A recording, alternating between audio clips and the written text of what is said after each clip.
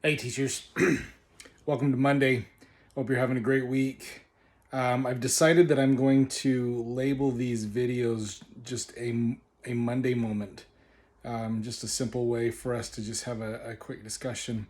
I thought what I would do is just share an insight that I gained while I was in Atlanta for some training with other seminaries and institute coordinators.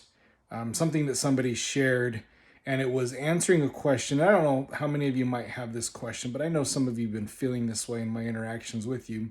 But the question is, how do I know if I'm being successful? How do I measure that? And what is the Lord's definition of success? So what I was taught from another teacher, and I'm going to use a quote from the prophet Joseph Smith.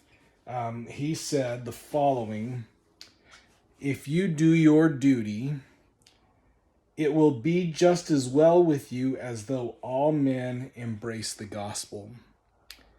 And I think there's some comfort in this statement that doing the best that we can matters almost as much, if not more, than the results. If you're to think back on Alma and the sons of Mosiah, when they reunite, there's not a lot of discussion about the numbers of the converts. What the record indicates is that they were more happy with the fact that they were still brothers in the gospel, that they had given themselves to much fasting and prayer, that they learned how to teach by the power of the Spirit. And through those experiences, Alma later, he begins, maybe, or not Ammon, Alma, I think it's Ammon, begins to boast a little bit, and he gets criticized for his boasting, and he's quick to clarify, my boasting is not in me. The boasting is in the Spirit and what we've been able to see through the Spirit in the lives of the people that we taught. And remembering, they were with the Lamanites for almost 17 years. So our definitions of success are not going to be very immediately recognized. And so it's important to remember that it's about doing the best that we can. Our handbook of instruction kind of says the same thing. And let me maybe point to chapter 4.2.8 in the handbook. This section is actually entitled Evaluating Your Efforts. And there's two really important principles, right? Consider the growth of those that you lead.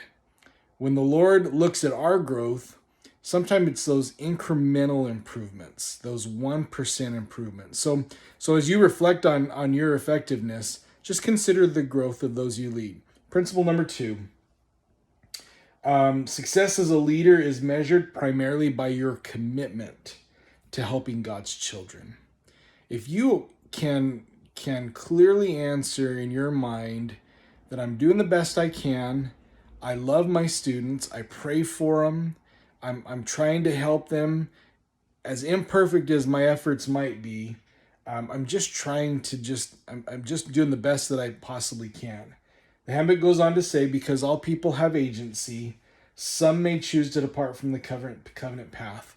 The Lord can strengthen us, can comfort us in those moments. You can know the Lord is pleased with your efforts as you feel the Spirit in your life.